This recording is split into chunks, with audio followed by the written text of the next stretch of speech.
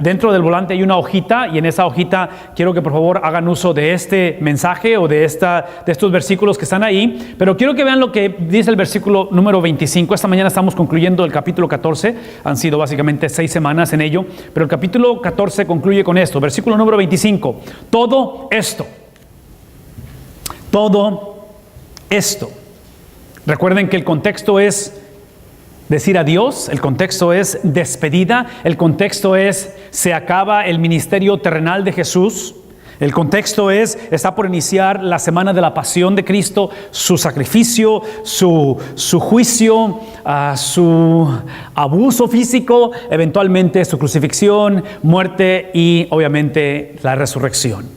Entonces Jesús, hablando por 5 semanas a nosotros, concluye diciendo todo esto. ¿Qué es el esto? ¿Qué es el todo de lo que ha estado describiendo? Bueno, así es como concluimos la semana pasada. Todo esto implica que básicamente su trabajo en la tierra, porque acuérdense que han sido 33 años y cachito de estar en la tierra y está llegando a la conclusión, dice, todo esto que han visto, todo esto que han caminado conmigo por 3 años y medio en el ministerio, todo esto es el recordatorio de 2 cosas. Número 1, que nadie puede ser salvo a menos que sea a través de mí. Eso implica que si en este caso el levantar las pesas fuera la salvación de mi alma, la seguridad o la certidumbre de una vida eterna, solamente la puede hacer un agente foráneo. No la puedo hacer yo. Yo soy como ese bebé que trata de levantar, trata de ser bueno, trata de cambiar, trata de obtener vida eterna y dice Jesús, no se puede. Es el todo de lo que ha estado hablando. La segunda cosa que esto nos recuerda, que otra vez es el todo esto, ¿sí?, que se los estoy mencionando ahorita que estoy con ustedes, es el hecho de que la meta de conocer o tener a este agente foráneo venir a tu vida, este Cristo, este Mesías venir a tu vida, no es simplemente para que este evento de salvación sea algo en un calendario y se celebre cada año. Necesita convertirse en un estilo de vida. ¿Qué implica ello? Esto implica que esta experiencia de salvación, de que venga un agente foráneo y me salve porque yo no puedo, lo necesito ahora el resto de mi vida, no para ser salvo, pero véanme tantito, para vivir, para tomar decisiones, para pensar, para hablar, para caminar como salvo. Voy a decir una vez más, en la Biblia esta experiencia de ser salvo y vivir como salvo es una sola. Tristemente, estos discípulos, que ustedes saben el resto de la historia, en unas cuantas horas, unos cuantos días, cuando Cristo va a ser tomado prisionero, va a ser enjuiciado, ellos no van a reaccionar como si realmente Él fuera el Mesías. Uno de ellos se va a suicidar, otro de ellos va a sacar una espada y cortarle la oreja a uno de los soldados, eventualmente lo va a negar, van a ser dispersados, van a estar todos temerosos, porque no están actuando como si el agente foráneo les haya levantado ese peso y sean salvos. Esa es la historia de nosotros, ¿no es cierto? Entonces, en la Biblia es una sola experiencia ser salvo y vivir como salvo. Tristemente nosotros necesitamos recordatorios o ayuda para que la experiencia de haber sido salvo tenga un impacto el resto de nuestras vidas. Ahora, para darle el beneficio de la duda un poquito a los discípulos, quiero que recuerden esto. Las palabras de Él es esto. Todo esto, lo que acabo de explicar, ¿sí? Todo esto, se los digo ahora que estoy ¿con quién? ¿Qué es lo que implica? Que todo lo que ha estado diciendo es que eventualmente no va a estar con ellos. Entonces, eventualmente vuelve otra vez el tema de que Él tiene que partir, Él tiene que salir. Y esta conversación que hemos tenido por 6 semanas ya, es una conversación donde el común denominador de las palabras de Jesús es que tengo que irme, y el común denominador de sus destinatarios o los receptores de esas palabras, que son los discípulos, continúan estando confundidos. No sé si les ha pasado esto, pero entre más Dios habla o Dios dice algo, más sentimos confusión. Y parte de la confusión, y esto lo hemos hablado varias veces, tiene que ver con la cuestión de que la perspectiva de la vida no ha cambiado.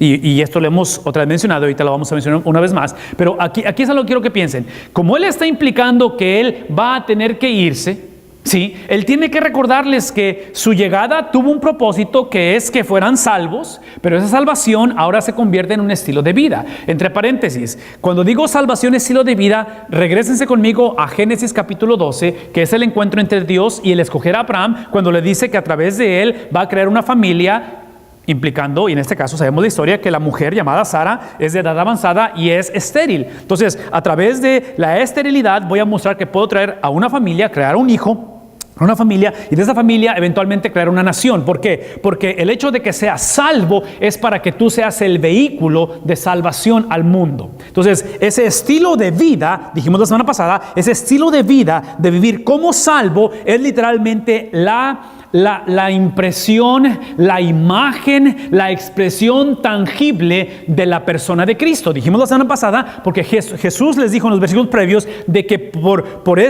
dentro de un poco ya no me podrán ver, está diciendo. Dentro de un poco ya no van a poder verme a mí, pero ustedes me verán porque ustedes han creído. Entonces, una vez más, esta expresión de poder nosotros vivir como salvos tiene la implicación ahora de que esta salvación o este caminar con Dios, dice en el siguiente versículo, está implicando de que ahora lo hacemos mientras Él esté con nosotros. Ahora, cuando Él habla de que Él va a estar con nosotros o está con nosotros en este tiempo, en este momento con los discípulos, Él ahora nos lleva a pensar en el versículo 26, que aun cuando no voy a estar con ustedes, y aun cuando inevitablemente, aun si no comprenden la historia completa, la realidad es esta, de que viene o de que existe el Consolador. Ahora, en sus Biblias, en sus hojitas o en sus teléfonos, lo que estén usando, me gustaría que pusieran una anotación o un círculo o lo que sea, porque esta traducción del Consolador, la cual es verdad, Él es el Consolador,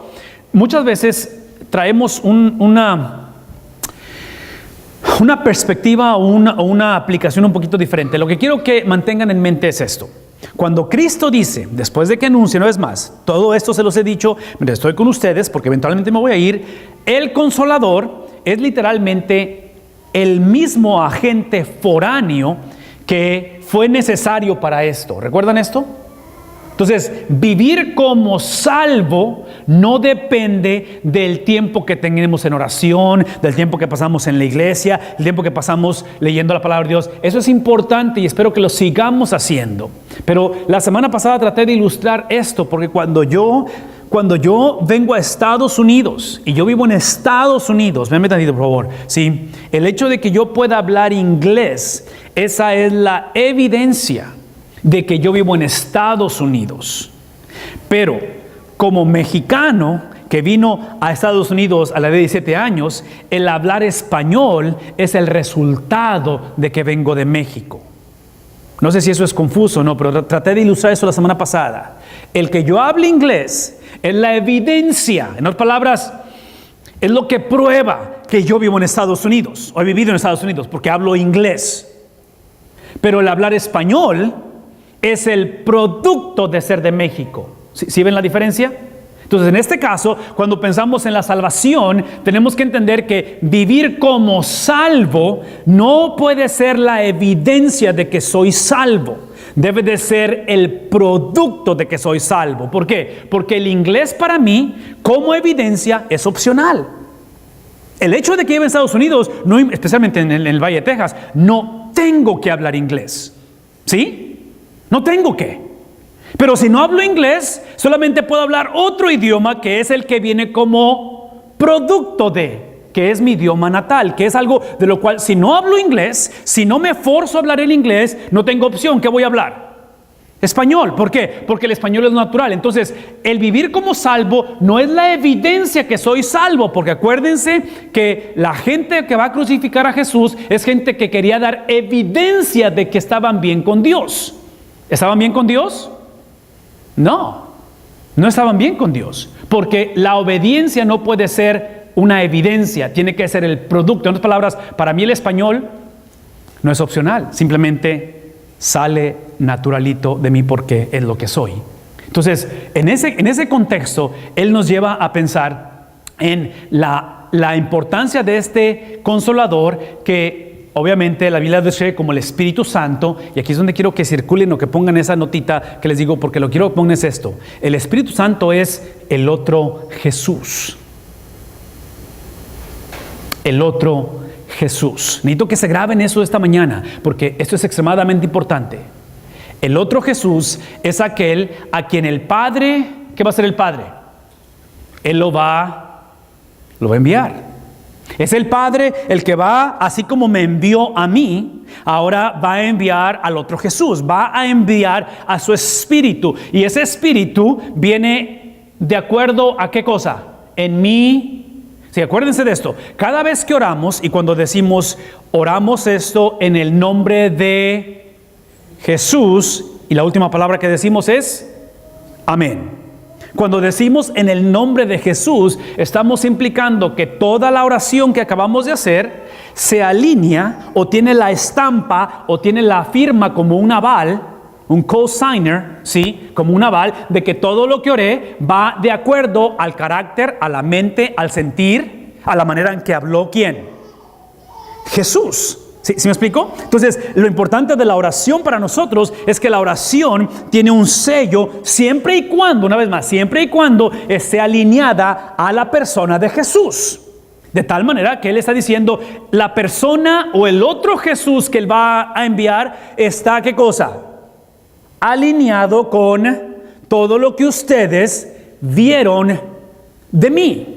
De tal manera que esta experiencia de decir al principio a Él, todo esto que les he dicho mientras estoy con ustedes es simplemente todo el trabajo de Jesús. Ahora lo que estamos haciendo, sí, una vez más, el trabajo de Jesús, la obra de Jesús, lo que estamos hablando ahora es literalmente, estamos hablando de la persona de Jesús. Porque observen lo que les voy a decir, el trabajo de Jesús es aquello que transforma lo que somos.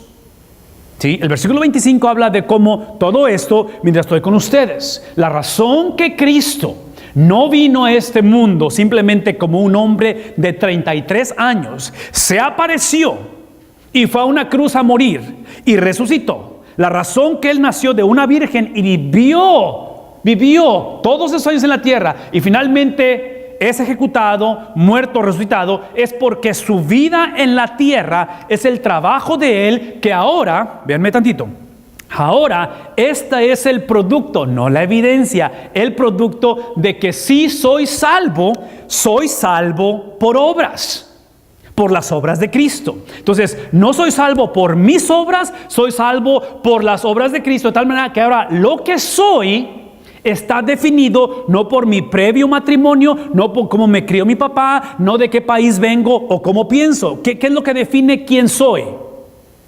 ¿Cómo vivió Cristo? Eso es lo que define quién soy. Entonces, cuando mi vida no está en línea con lo que Cristo hizo, pensó, sintió, habló, reaccionó y cómo trató a la gente, simplemente estoy mal. Y eso implica que he pecado. ¿Y qué hacemos cuando pecamos? Confesamos nuestro pecado. ¿Sí estamos captando eso? Entonces, la obra de Cristo es lo que define quién soy. Entonces, si esta mañana estás aquí y estás teniendo una crisis de personalidad o depresión o tal vez vives una vida en la cual el orgullo y no quieres pedir perdón a la persona o X, no importa quién, dónde estemos, el punto es simple de asimilar, el punto es muy difícil de hacer, porque obviamente la obra de Cristo lo llevó ¿a dónde al final? ¿En dónde termina Cristo? En una cruz. Entonces, toda persona que quiera imitar la obra de Cristo, ¿dónde va a terminar? A ver, una vez más. Toda persona que quiera imitar la obra, sí, por eso estoy completamente en oposición, y lo digo sin pedir disculpas, en contra del evangelio de la prosperidad. Porque el evangelio de la prosperidad va a decir ¿qué? Abraza a Jesús, toma a Jesús, imita a Jesús, ¿para qué? Para evitar sufrimiento. Y lo que yo estoy diciendo es exactamente lo opuesto. Yo estoy diciendo es esto, es si tú tomas o abrazas la obra de Cristo, define quién eres, de tal manera que cuando, no sí, pero cuando a través del sufrimiento, el sufrimiento en aquellos que es a través de la obra de Cristo, es el sufrimiento que te moldea para ser como Cristo, de tal manera que para llevar a cabo eso, necesitamos ahora no solamente la obra, ¿qué más necesitamos?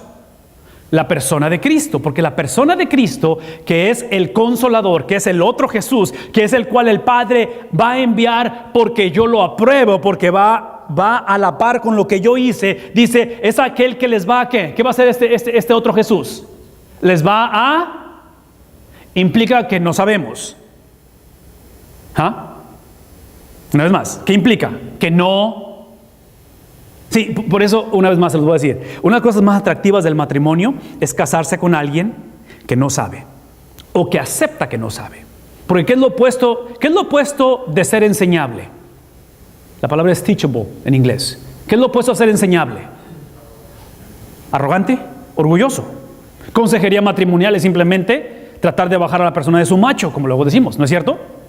Entonces, este espíritu, este otro Jesús, lo que va a hacer es que nos va a recordar que la clave de la vida es mantener, una vez más, por favor, escúchenme, es mantener la actitud que yo tuve al principio cuando yo vine a Cristo, no vine demandando ser salvo. Fue exactamente lo opuesto. Fui completamente tomado por la gracia de pensar que alguien como yo pudiera ser salvo. ¿Ah? Esa es salvación. Entonces, ¿cómo le hago para mantener esa actitud el resto de mi vida? Sí, para mantener esa actitud es el tipo de persona que, y otra vez, aquí es donde me duele hablar de eso, pero tengo que hablarlo. El tipo de persona que muchas veces la actitud enseñable la tenemos a los 40, 50, 60, después de un montón de descalabros y finalmente ahora sí ya entendemos, ya cedemos, ahora sí ya nos consagramos, ahora sí ya. No. El momento en que el Espíritu viene, el otro Jesús viene, su propósito es recordarnos de todas las cosas y ese mismo Jesús es el que les hará recordar, les enseñará todo lo que yo les he dicho. Por lo tanto, una vez más, el punto aquí es que la obra de Cristo transforma lo que somos y esta mañana yo estoy convencido que muchos de nosotros ya somos de Cristo. El problema es que no estamos actuando como si fuéramos de Cristo. ¿Por qué? Porque hemos creado un divorcio entre el agente foráneo que fue necesario para ser salvo con el agente foráneo que es necesario para que me ayude a vivir como salvo. Entonces, el mismo que cambió mi identidad es el mismo que ahora a través de su Espíritu me ayuda a vivir o actuar como si tengo una nueva identidad. ¿Todo el mundo conmigo en lo que estamos hablando? Porque necesito moverme. Este espíritu, y aquí está lo hermoso del Evangelio, este espíritu que me hace ahora no solamente ser diferente, pero ahora me ayuda a actuar diferente, porque mi actuar está basado en lo que soy, es aquel que dice Jesús en el versículo 27, que simplemente esto es lo que va a traer o lo que nos da. A mí me gustaría predicarles un mensaje donde la promesa es que van a cambiar las circunstancias. Me gustaría decirles que en las próximas horas el reino en Jerusalén es transformado y los romanos se fueron y Jesús creció un ministerio de una iglesia que fue una mega iglesia y todos los discípulos fueron los pastores de Jesús y tuvieron un ministerio próspero. ¿Qué es lo que enseña la Biblia?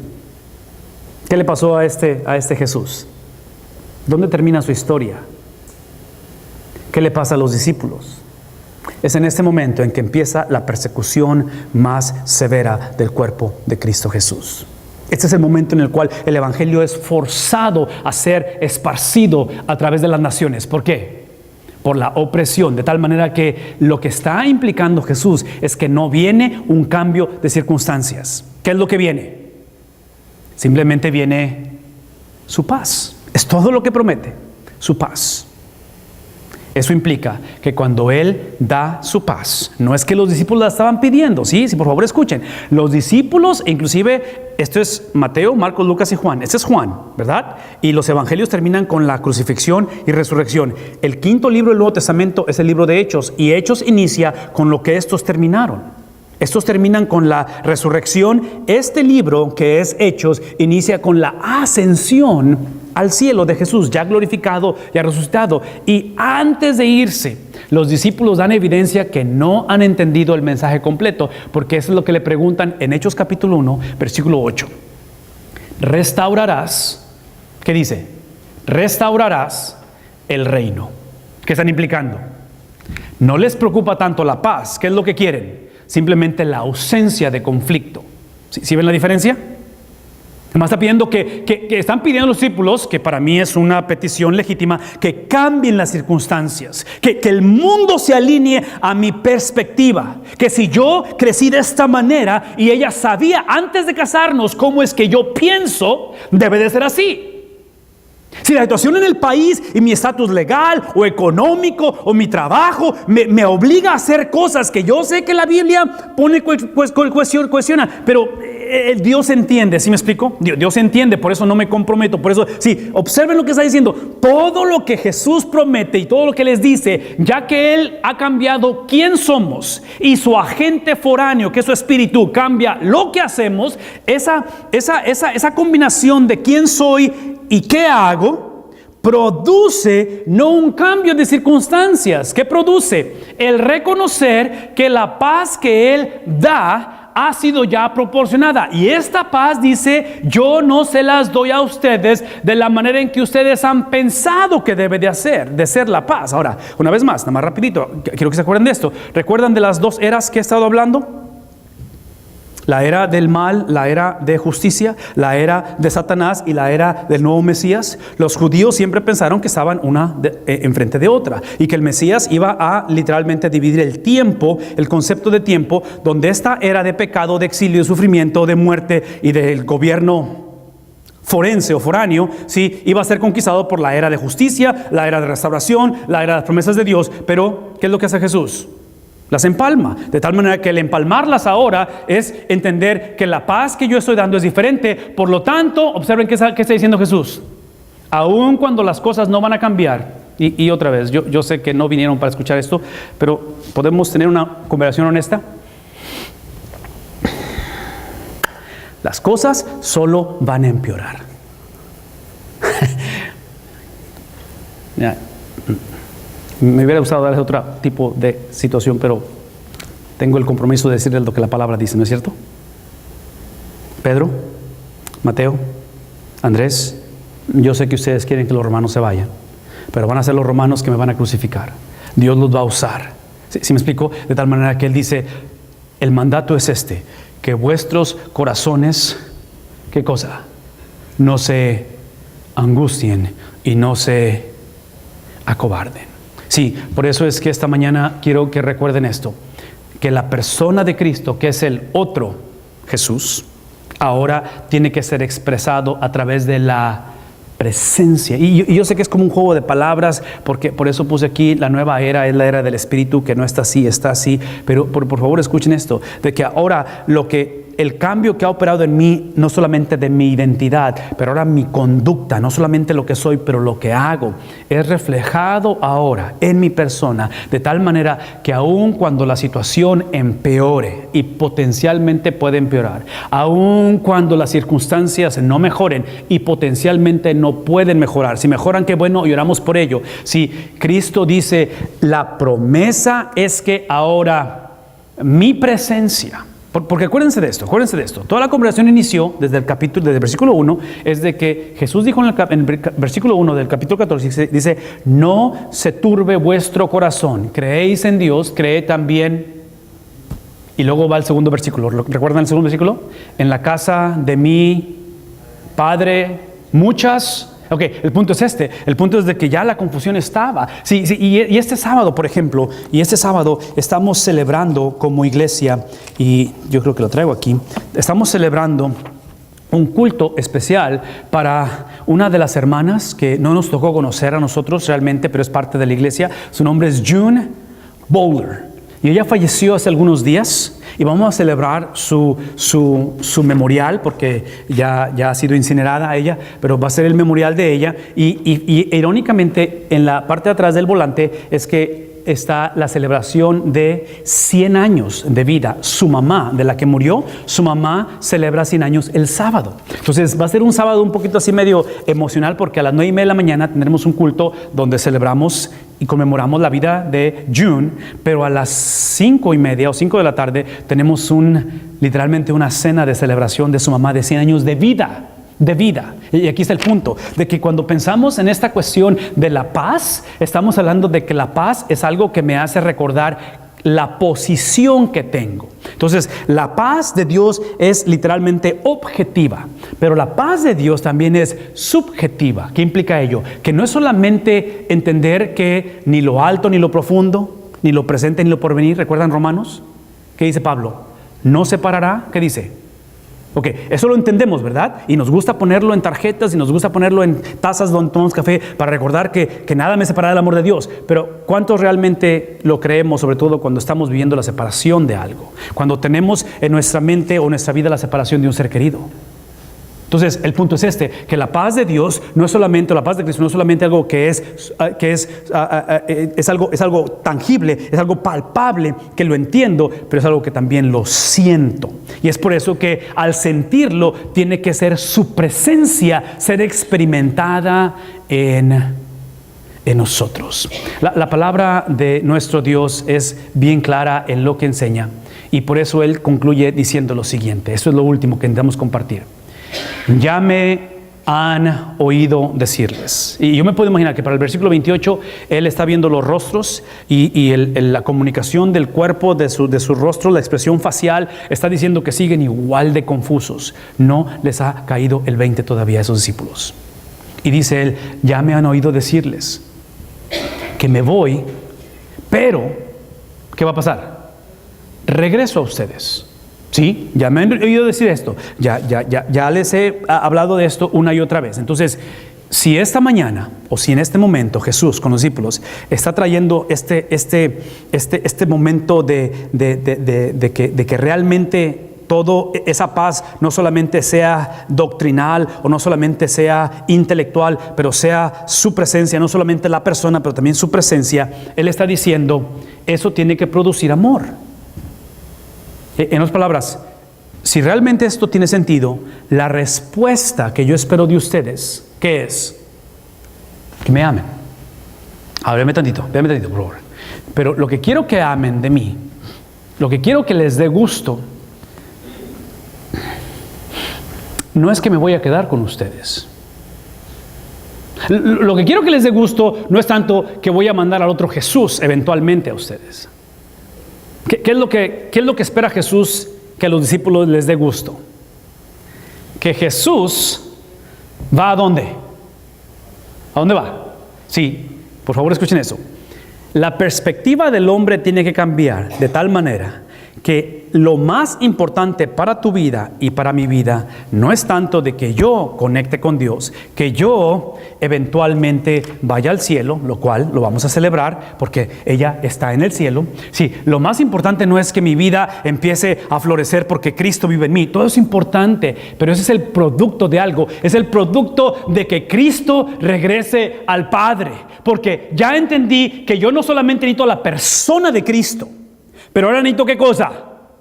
Su presencia. No necesito nada más entender que en Cristo encuentro paz. Necesito ¿qué cosa? Especialmente cuando estoy en el doctor, cuando estoy en el hospital, necesito que sentir su paz. Y para yo sentir su paz, necesito que Él vaya al Padre. Porque si yo voy al Padre, vean lo que sucede. El Padre lo que hace, cuando yo regrese a Él, cuando ustedes me vean morir en una cruz y me vean sangrar y vean que mi corazón literalmente va a explotar porque se cree que Jesús murió de un ataque al corazón. Cuando ustedes me vean depositar mi cuerpo sin espíritu en un sepulcro y ustedes lloren y estén confusos, cuando todo se ve perdido, es el momento en el cual la presencia de Dios se expande.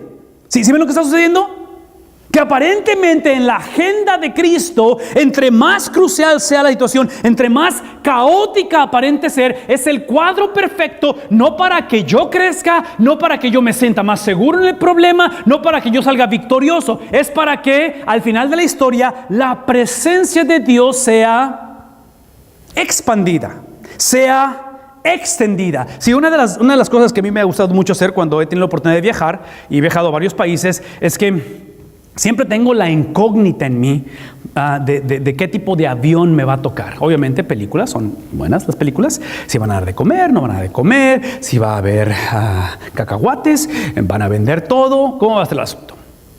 En todos mis trayectos que he tenido, solamente me ha tocado una sola vez viajar en uno de estos aviones.